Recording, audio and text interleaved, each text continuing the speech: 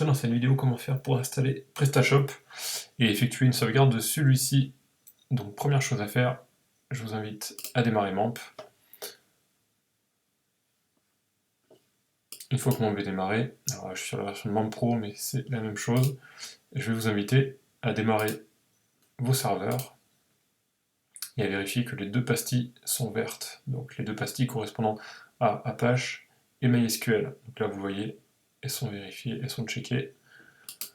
À présent, on va aller chercher l'archive de PrestaShop, PrestaShop 1761.zip, je le copie et je vais le coller dans mon dossier htdocs, htdocs qui se situe dans application MAMP htdocs.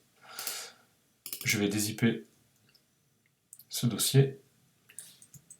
À l'intérieur, je retrouve un dossier PrestaShop.zip que je dézippe à nouveau. Ça peut prendre plusieurs minutes, c'est normal. Une fois que ça c'est fait, j'ai donc un dossier PrestaShop dans lequel je retrouve un dossier admin, app, etc. C'est ce dossier que je vais d'abord renommer. Donc là, en l'occurrence, DW pour le projet. Et je vais le mettre à la racine, c'est-à-dire dans htdocs. Je peux donc supprimer à présent l'archive de PrestaShop et l'archive des IP. Je me retrouve donc avec mon dossier DW à la racine dans htdocs. À présent, je vais aller donc localhost /phpMyAdmin. Je vais pouvoir aller donc dans phpMyAdmin pour créer ma base de données. Base de données, elle va s'appeler DW, tout le temps en minuscule. Je clique sur créer, elle est vide, mais elle est créée. Mon dossier est créé, j'ai plus qu'à lancer l'installation. Localhost /DW.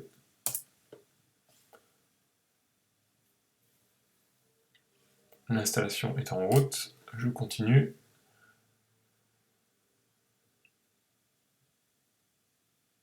Je vais être invité à valider les CGV. Je les valide. Ma boutique va s'appeler DW. Mon activité, on s'en fiche. Mon prénom, c'est Arnaud Mirigeau.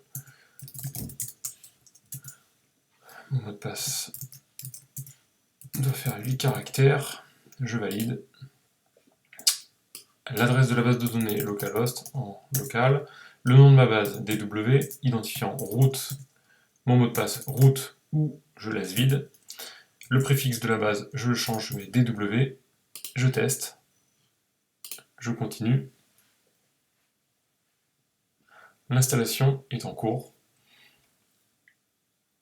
L'installation en fait est en train de créer les tables de la base de données. Va remplir ces tables. Voilà.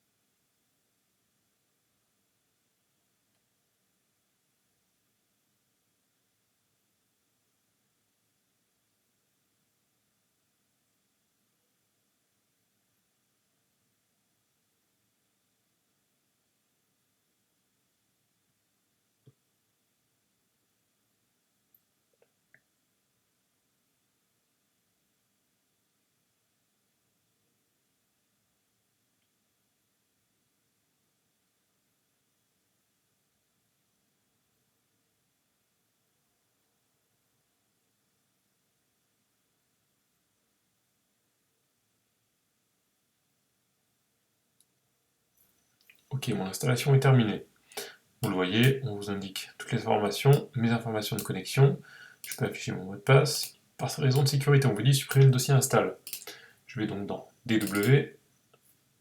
Ici, install, je peux le supprimer.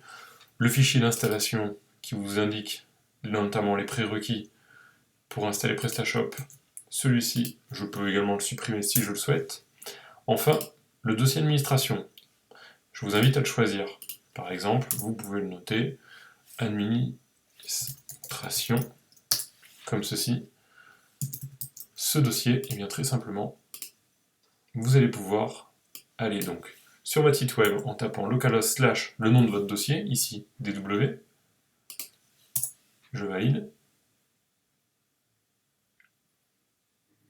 Je vais pouvoir faire exactement la même chose en tapant / administration, qui est le nom de mon dossier admin, pour accéder au back-office. D'un côté, j'aurai donc le front office qui fonctionne parfaitement. De l'autre, je vais avoir administration pour le back-office. Mon email, le mot de passe que j'ai renseigné.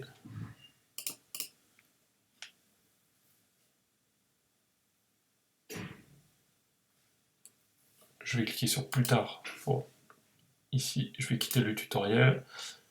Et première chose que je vais faire, je vais aller dans préférences, avancées, performance. La compilation, je vais la passer à recompiler les templates s'ils ont été modifiés pour voir mes modifications.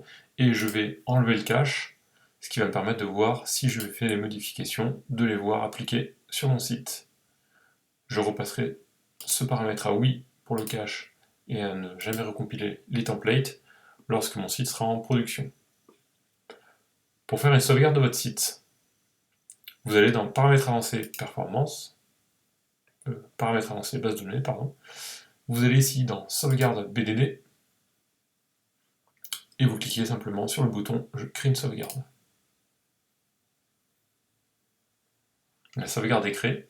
Cette sauvegarde se situe dans les fichiers directement dans administration, backup, et vous le voyez ici, vous avez votre sauvegarde.